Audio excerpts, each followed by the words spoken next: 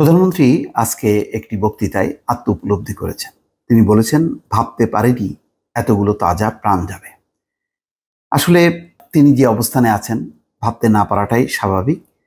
এটি ভাবনার মতন যদি একটি প্রেক্ষাপট তার শাসন ব্যবস্থার মধ্যে থাকতো, তাহলে হয়তো তিনি উপলব্ধি করতেন এবং শিক্ষার্থীদের যে সেন্টিমেন্ট বা আবেগ, তাদের যে আন্দোলন, তাদের যে কষ্ট, তাদের যে মর্মবেদনা, সেটা তিনি অনুধাবন করে সাথে সাথেই তিনি এইটি সলিউশন করতেন। কিন্তু প্রধানমন্ত্রীর সংবাদ সম্মেলনে দুই সাংবাদিকের প্রশ্ন, জাতির উদ্দেশ্যে ভাষণ, তার আগে 6 জনের প্রাণহানি, সবকিছুতেই একটা মানে মনেই হচ্ছিল যে প্রধানমন্ত্রী বুঝতে পারছেন না।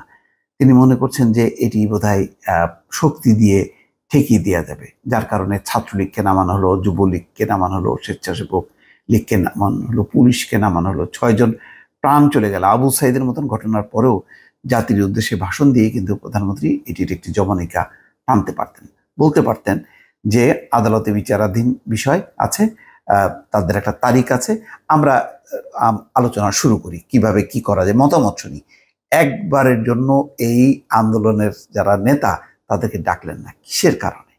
এই একটাই প্রশ্ন, যে এই শাসন ব্যবস্থা তো আলাপ আলোচনার শাসন ব্যবস্থা, একটা গণতান্ত্রিক শাসন ব্যবস্থা। যদিও সবাই জানে যে তিনবারের এই ধরনের নির্বাচনের পর আর এই শাসন ব্যবস্থা আর যাই হোক না কেন গণতান্ত্রিক না। এখানে আলাপ আলোচনা চলবে না।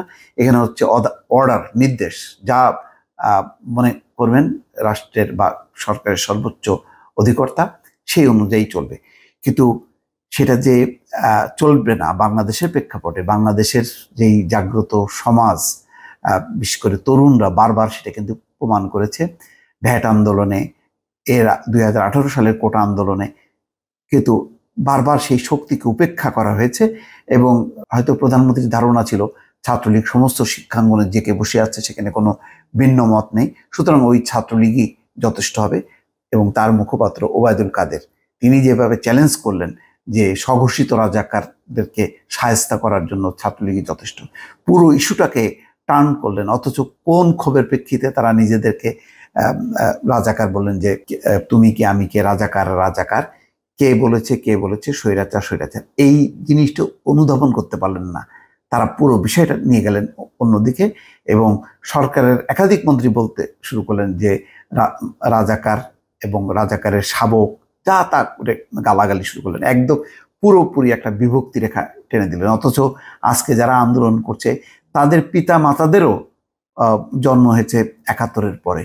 ফলে কিভাবে কেমনে এরা রাজাকারের নাতিপুতি হয়, মানে অদ্ভুত ব্যাপার। এই কথাগুলো এমন সময় আনা হচ্ছে যখন নাকি মানে কোটার এটা হাইকোর্ট মানে বাতিল করেছে।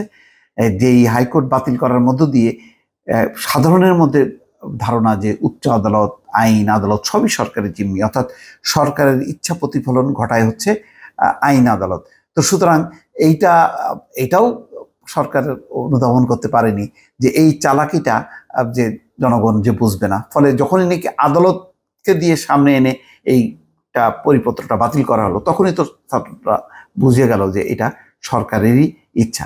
এবং সেই অনুযায়ী কিন্তু প্রধানমন্ত্রীও বলেছেন সংবাদ সম্মেলনে যে আমি বিরক্ত হয়ে কোটা বাতিল করেছিলাম। তার মানে 18 সালে তিনি বাতিল করেছেন, পুরো কোটাটাই বাতিল করেছিল। যেখানে তারা সংস্কার চাচ্ছিল সেখানে তারা বাতিল করে দিলেন। তার মানে এই বাতিলটা স্বাভাবিক ছিল না। তার মানেই হচ্ছে যে একটা হয়তো অপেক্ষায় ছিল যে আবার পুনর্বহাল করা হবে। তো দ্বাদশ জাতীয় সংসদ নির্বাচনের পর সরকার হয়তো মনে করলেন যে এখন ক্ষমতা নিরঙ্কুশ, সুতরাং এখন আমি তো সরাসরি করতে পারিনি, আদালতের মধ্য দিয়ে এটা করব।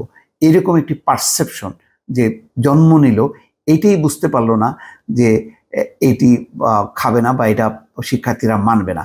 ফলে উচিত ছিল তাদের আলাপ আলোচনা করে পরিবেশটাকে নিয়ন্ত্রণের মধ্যে রাখা। কিন্তু ক্ষমতার সেই দাপট, অধ্যত্ব দেখাতে যে আজকে পরিস্থিতি পাল্টে গেল। আজকে শেখ হাসিনা বলছেন যে ভাবতে পারেনি এতগুলো তাজা প্রাণ যাবে। আচ্ছা, কি বলছেন তিনি? আন্দোলনের নামে যেসব ঘটনা ঘটেছে, ধ্বংসাত্মক কাজ করেছে, সেই অনেকগুলো প্রাণ শেষ হয়ে গেছে। আমি কোনোদিন ভাবতে পারিনি এই সময় এ ধরনের অবস্থার সৃষ্টি হবে আর সেখানে এতগুলো তাজা প্রাণ যাবে।